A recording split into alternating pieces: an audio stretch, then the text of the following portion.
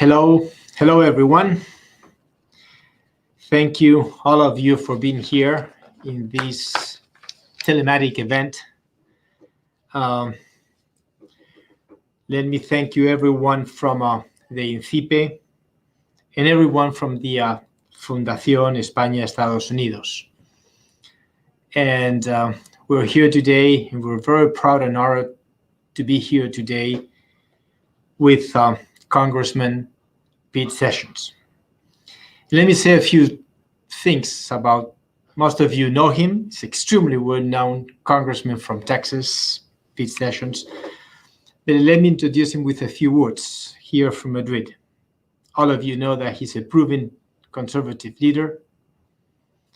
Congressman Sessions has combined a very hard work, innovative thinking, and always deep-seated principles in a very successfully serving Texas in Congress for more than 22 years. Today, he represents Central Texas 17th Congressional District.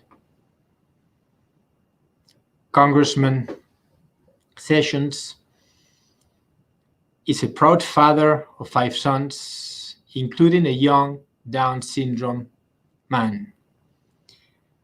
He's always been involved in community activities throughout his personal and professional life, serving in various leadership roles with the Chamber of Commerce, Boy Scouts of America, disability assistance, and local conservation groups. In fact, he's very well known for one of his most outstanding achievements, which is his lifetime as rank as an Eagle Scout. Congressman Sessions is known as a good man.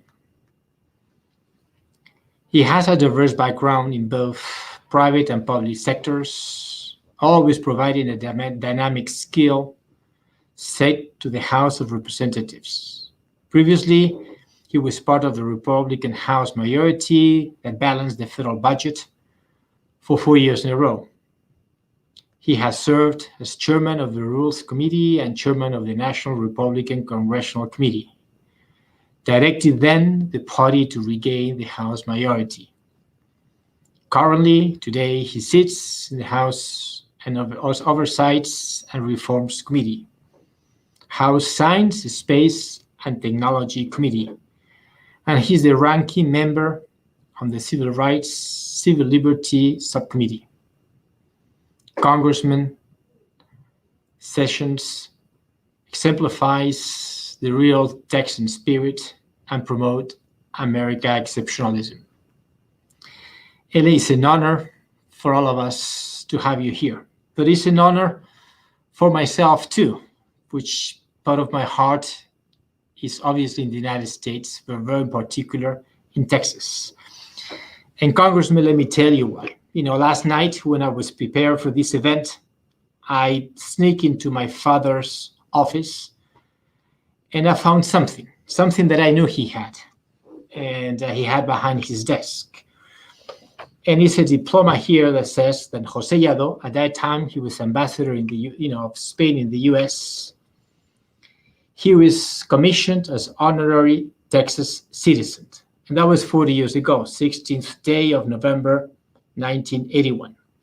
And it was signed by the very well-known, Texas Governor William Clements Jr. So with this, Congressman Pete Sessions, I want to thank you for being here. It is very important for INCIPE. It is a privilege for the Fundación España, Estados Unidos, and it's a great honor for me. And let me welcome now, if you wish, Ambassador Manuel Lejarreta, whom is going to moderate this event. Ambassador, you're on the screen, not the floor, but the screen.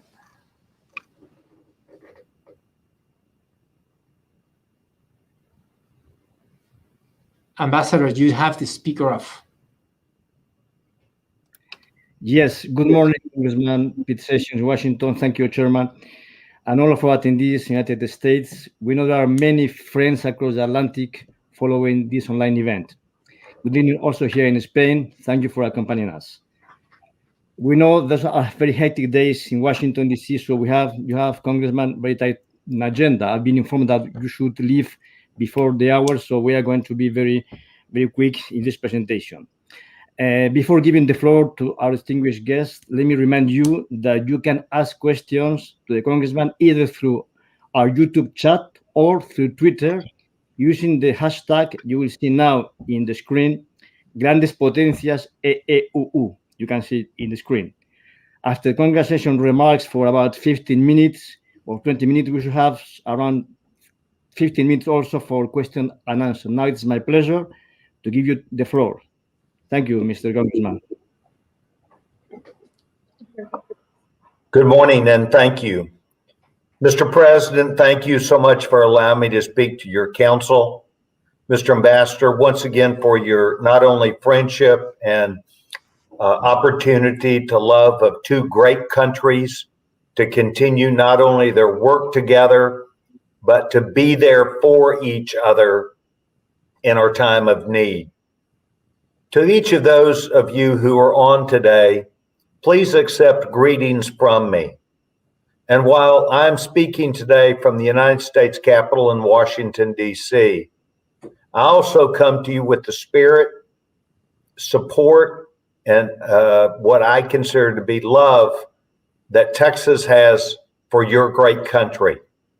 Your great country for many years has known Texans, yes, and Americans, who has come as tourists to your beautiful country, who've come as students to your beautiful country, who have come to do business and to enjoy not only the attributes of Spain, but enjoy the mutual respect.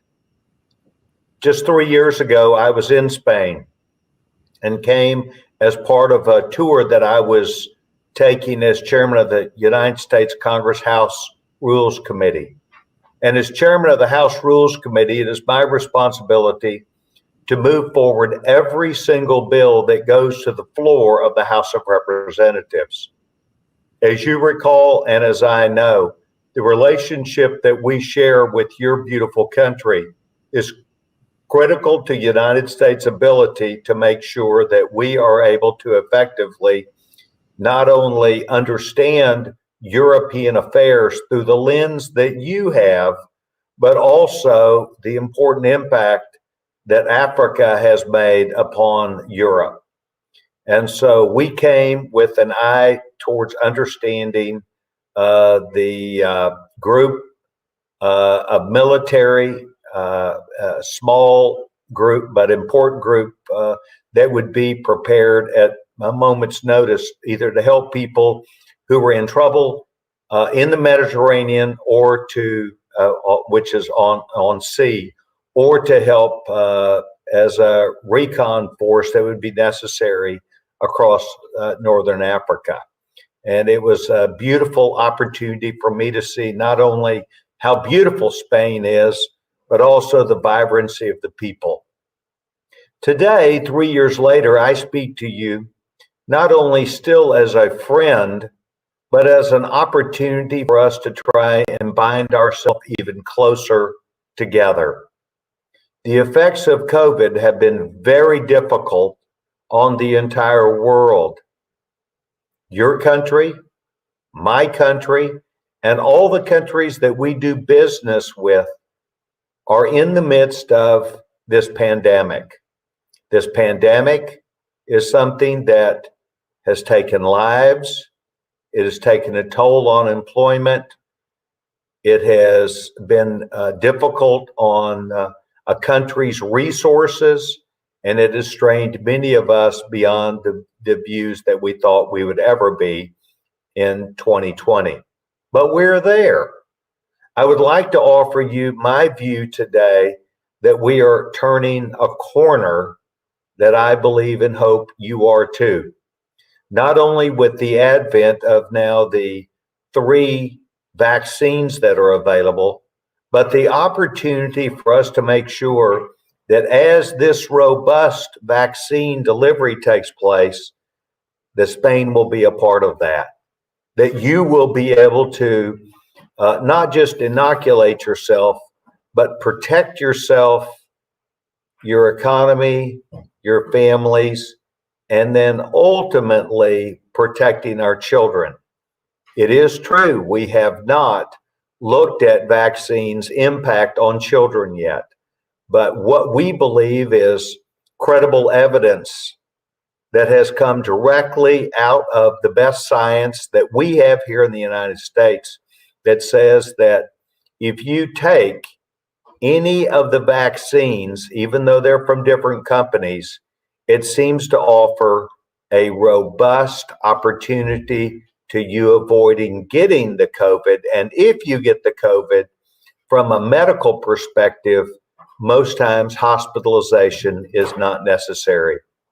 Where are we aiming next? We're going to have to aim next at making sure that we are looking at the impact upon people who may have had COVID and may have been asymptomatic or might not have, or they may have gone to the hospital, but they survived it. And we believe long term, there's going to be an impact there. You should expect that the United States of America, your great partner in this world, will not only be after that answer, but will be prepared to share that with you as deserving friends.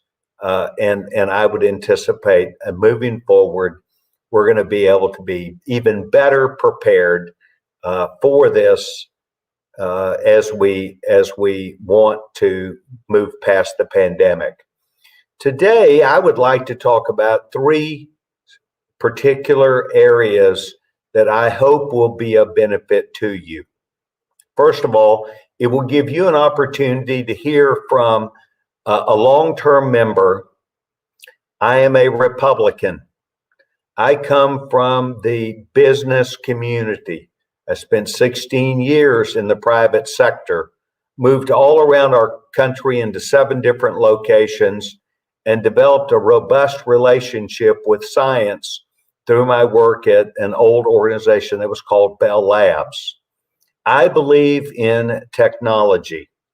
I believe in math and science, but I also believe that the resources that your country has and our country has are a great matchup with each other to provide the things that will be in Spain's best interest. And that is that we in America have made a firm decision in the old administration that we wanted to economically grow and develop the United States of America and our partners around the world by being leading edge economically. Full employment, passing of goods and services on an easier basis around the globe, and using technology to forge our future.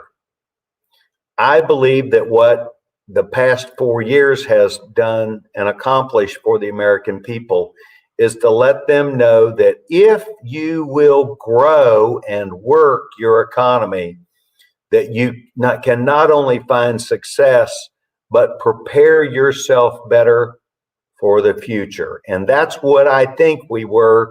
We didn't recognize it at the time, but we were preparing ourselves for the future.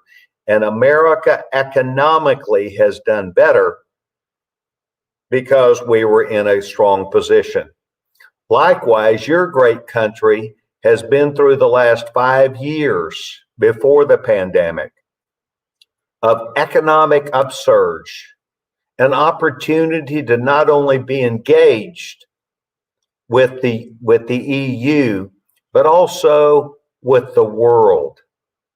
And that brought people to your doorstep.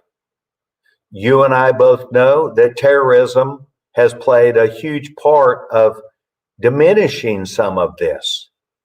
But I believe that the Spanish mentality, the philosophy of its authors in government, and the expression that they have given to the world is that they are ready and prepared for the future. This is the same kind of experience that I grew up with as a little boy, and hearing about the Spanish conquerors, those Spanish explorers who went throughout the world. Yes, for opportunity for Spain, no question, but more for opportunity to go and see the world that we live in. So I grew up as a young child knowing about the Spanish explorers, knowing about the love of life and the opportunity that they would bring to other cultures. The last 5 years have been good for Spain. COVID has put a tremendous dent on not only the physical toll on people, but also on the economy and in particular on young people. It's done the same thing here in the United States. It has in some ways diminished the opportunity for younger people, including probably 19 and below, although some could suggest in their 30s, who were just beginning in their work relationship. It has put them in a position that we need to recognize and work with. So these opportunities that in particular you have, I encourage this council to look at not just what the International Monetary Fund says about your great nation, about the things we need to point at, but also the things that you know, and to go back to the well, so to speak, and recreate the strong relationships. As an American and a Texan, your young ambassador knows that I am prepared to make sure that the opportunity for the greatest state in the United States, the state that is seen as the growth model, head of technology, the opportunity for a robust future resides with Texas, with Texans, but it's based on the philosophy of freedom and opportunity. And that matches up well with your great nation. So I will tell you that I wanted to cover a couple things. First of all, to reiterate how great your country is, to make sure you know that America seeks a stronger and better relationship with you, for you to know that I used to serve as a member of the free enterprise system, technology. I also served as the chairman of the board of a chamber where we recognize the interaction of countries just like you, who as explorers and conquerors would have the lion spirit within your heart to get up every day and go represent your great nation, to find those people like Americans and Texans who you would want a partnership, and for us to know that we can beat not only COVID, but other things that come into our vision.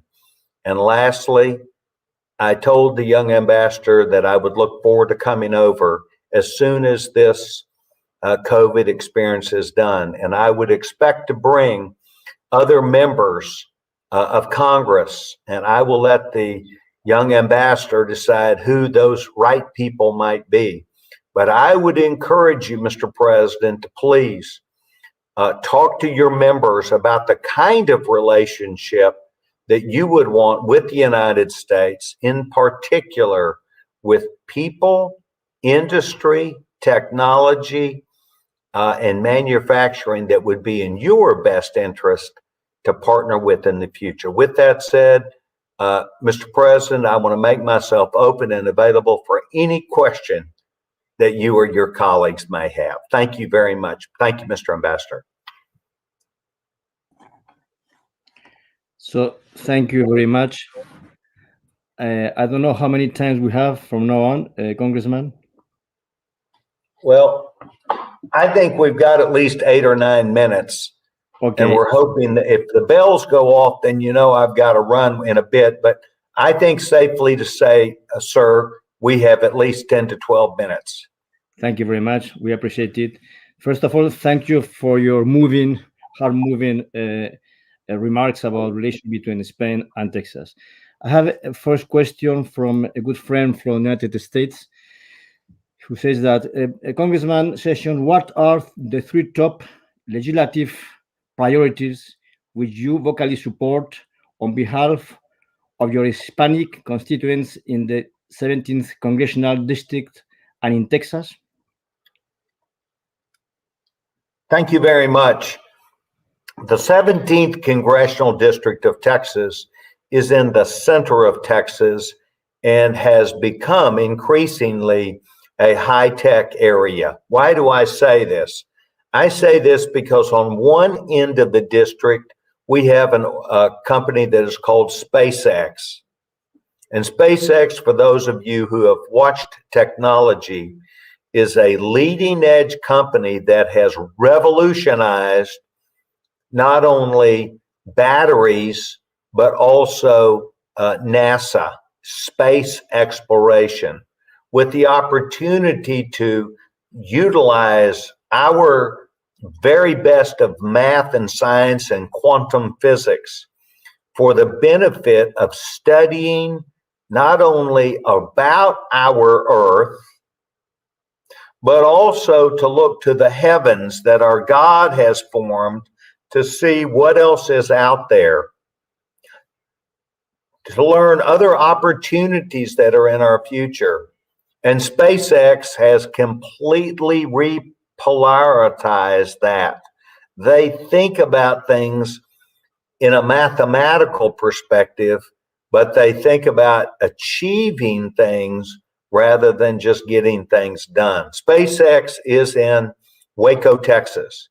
On the other end of the district, about 90 miles away, we have the largest university in America, and it has only just taken that status. It is called Texas A&M, and it is this year expected to get, if I'm successful, about $1 billion out of appropriations in Washington, D.C. from the United States Congress, in working with my colleagues and the United States Senate and the administration on important elements of mathematics, physics, chemistry, and basic science. They are not only turning around answers to problems, but they are being leading edge about where we're going to go. So the question is now, where does necessarily a Hispanic fit in this?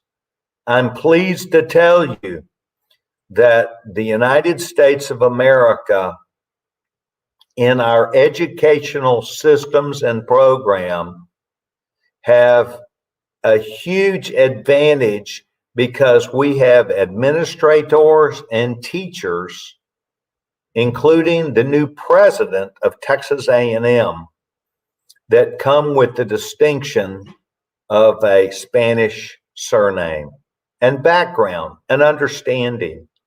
We view that in this whole context that we offer sound science, higher education, and an opportunity to look across our employment.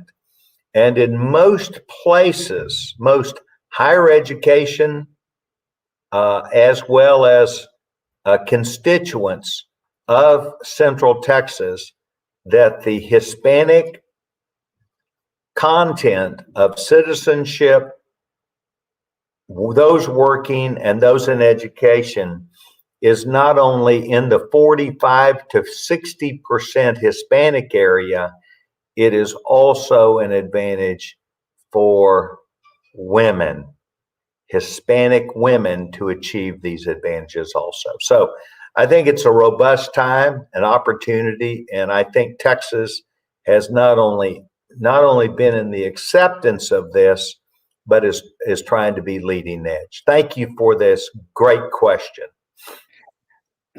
Congressman, from another point of view, how do you reckon we should act in order to deepen the transatlantic relations? Well, the diplomatic relations with necessarily the EU have been difficult for the United States.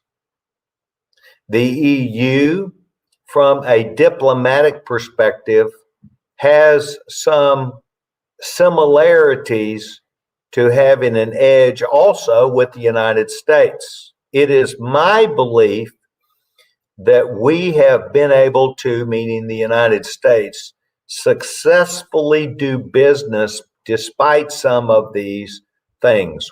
United States views, for instance, that the influence of Russia, the influence of China on members of the EU is not always in their best interest.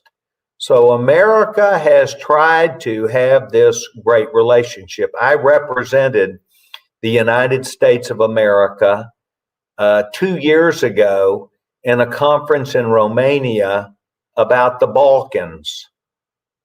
And the Balkans, in their relationship with the EU, still finds themselves lagging behind in getting resources and economics. But they're also fighting a battle of influences from other factors also. And this is where the United States is trying to make sure that while we may disagree with overall some bits or some philosophies of the EU, that we're maintaining an individual relationship with beautiful countries like Spain, Romania, Germany, even though France, even though we have some bit of necessarily overall problems, we view that the assets and the individual members of the EU are very important. And that's why we take place in trying to understand pipelines. And this is one of the things we did in 2016. The United States Congress that I helped, I was not the leader, but I was one of the leaders. That's why we did what we did by putting our energy for export. And immediately the world market gained the strength of America so that Russia and other big players in that field could not hold other countries that did not have any advantage of the economics of their own energy, up to and including Japan and Korea. So we think that we're helping out the world, but I will tell you the advantage that America has is we're going to look through the EU and go to the individual countries and develop those relationships. And that's where your great country, because of the kind of relationship you have chosen to have with us, is favorable. We seek what Spain has, and the relationship can be stronger tomorrow. Another question in different tone. It's about the situation in the Grand Old Party, Republican Party. There is a question about what's going to happen in this important party. What's the real weight of the Trump factor, the Trump former president, and so could you please elaborate a little bit which tendency the Republican Party will follow in the coming years? Yes, sir.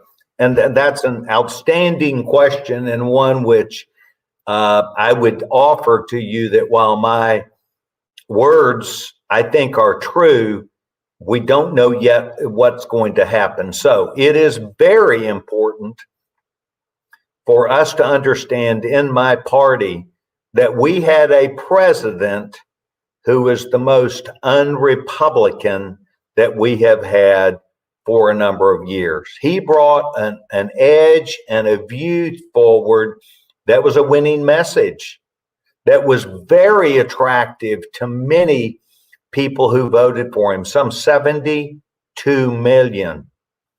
But his message was more along the line of making America great, because of some of the things that he had seen in the past. Well, this is actually highlighted and is true.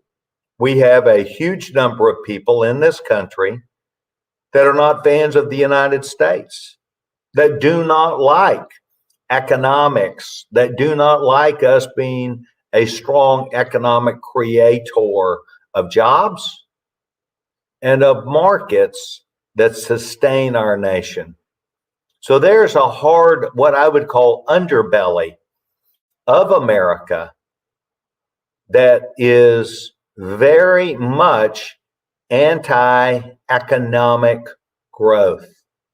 Well, that's what Donald Trump and my party have in common with what we call a Venn diagram type perspective. And that is, you might have things out here that you're interested in, but the core principles of my party are about freedom and economic growth and the ability for private enterprise to have less interference from government. And Donald Trump excelled just so much in that regard that it spilled over because it tended to bring an attack from the other side. And he seemingly enjoyed that. So the question is now that we have a new president, how will my party be seen? Well, my party is going to be seen as we are all for economic growth and development. We're all for education and a chance to have freedom where people can make their own decisions and where we have a limited national government. So it's up to the United States now, Republican members, to offer a different vision now that President Trump had his success. Now for us to look at what President Biden and his party that have gone dramatically to the left, how are we going to effectively sell the notion that that is not good for business, that raises our debt, which diminishes our ability to effectively have recovery, and it takes away, in my opinion, the opportunity for people to go work hard and have jobs. It's now overlaid with government control. So what do I think? I think my party is going to do well. I think our message of hard work and entrepreneurship beats the stuffings out of having government involved in our life. Thank you for the question. It's to be seen whether I'm even close to being right. Yes, Congressman, can you take 2 more questions? Have you? Yes, sir. Okay, first question. Do you think the U.S. is on the decline as China rises? This is certainly one of the parts that is apparent to me, was apparent to me back in the early 90s. My father, Judge William Sessions, served as the director of the Federal Bureau of Investigation, known as the FBI. He visited your beautiful country many times with the purposes of what we understood of freedoms and against tyranny and against theft. China has been engaged in stealing technology, taking things that were developed in the world where we respect rule of law, and they have been able to turn this into their advantage.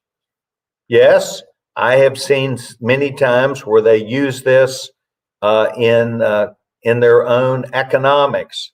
But more importantly, what is, you want me to vote real fast? It's just a roll call. It's just a roll call. It's just roll call. And excuse me for just a second. Was this an aye? What is it? Yes. Sessions, aye. So it has given an opportunity and a rise to China, who has built their economy off them being very smart, but them taking what was developed without regard for intellectual property and enumerating for that. So is America going to be in second place? No, sir. We're not going to allow that to happen. We believe that when you look at China and the way they operate, it is against the best interest of the vast majority of Chinese. But it's up to us to make what we do work here. And if we keep bringing people in our country who want to diminish what we are and move to socialism, then we quit being that mountain that produces its own weather. Thank you. Okay, last question, Congressman.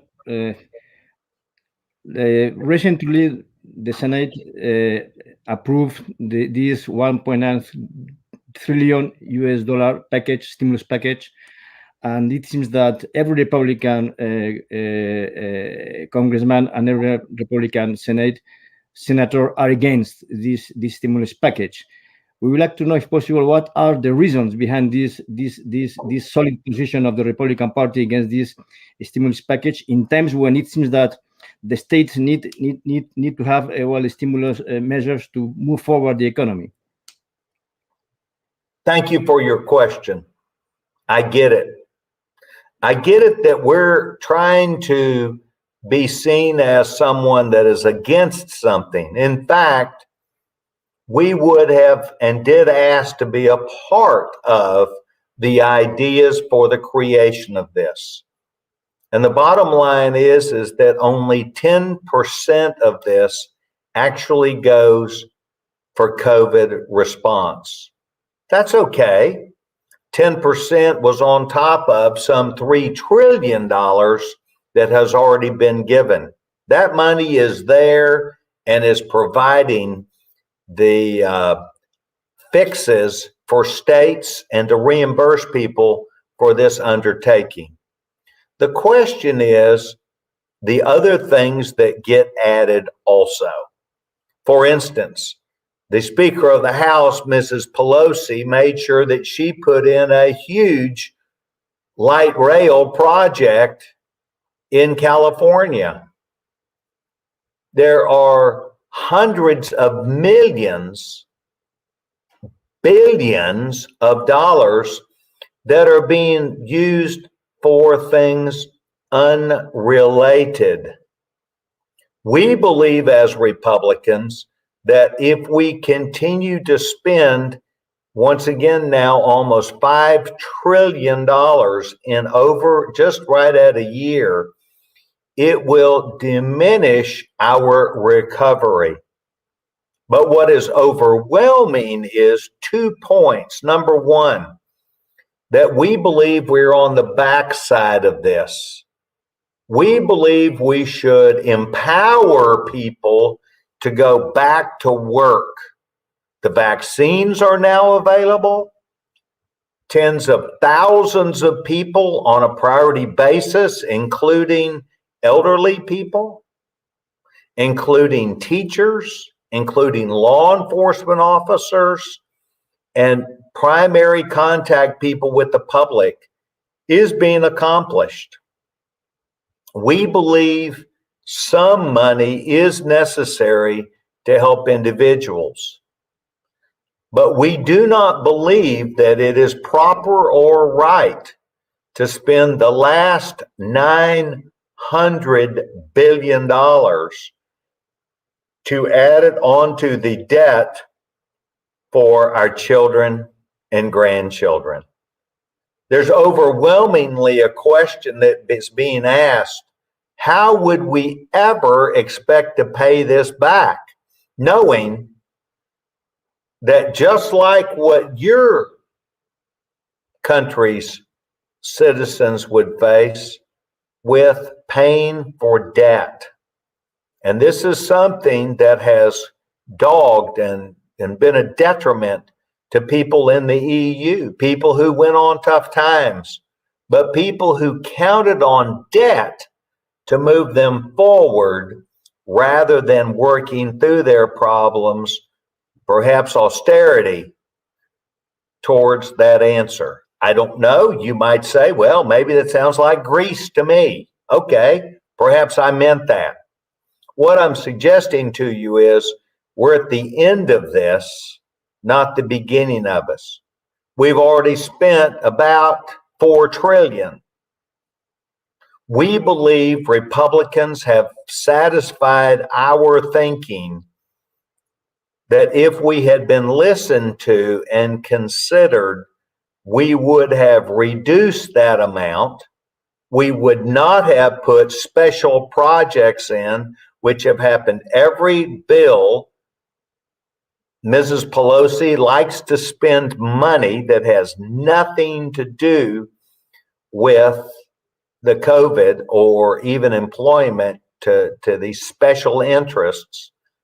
And we believe that keeping it clean was the responsibility of honest and legitimate government. So thank you very much, Mr. Ambassador. Thank you for allowing me. I hope I did well enough to be invited back, but I will tell you this, if you and your young president of this association would like to engage people in the state of Texas in industry, in technology, in government, in agriculture, that would be a benefit to your beautiful country and economy, all they have to do is to come to you, Mr. Ambassador, and we will be able to work very successfully towards whatever that goal is. And lastly, I look forward to coming as soon as this COVID is over and spending some time, and like to do well enough, Mr. President, to address you in person. Yes, so thank you very much. Again, it has been a pleasure. I'm sure that our attendees have enriched themselves with so many brilliant ideas and some remarks. You will be very welcome in Spain in the coming months. If possible, we'd like to invite you to come to Spain. We know you represent a very important state with many links with Spain, historical links and also current links. And hopefully we could welcome you in Spain in some months. Before we close, let me announce that our next speaker will be Senator Tim Kaine, also a very good friend of Spain and of the Fundación, on March 22nd at 18 hours in Madrid time, noon in Washington. So that's all. Congressman, thank you very much again, also for to your team, and thank you for all our attendees. It has been a pleasure, and we keep on thinking and organizing events links with the United States. Thank you very much. Bye bye.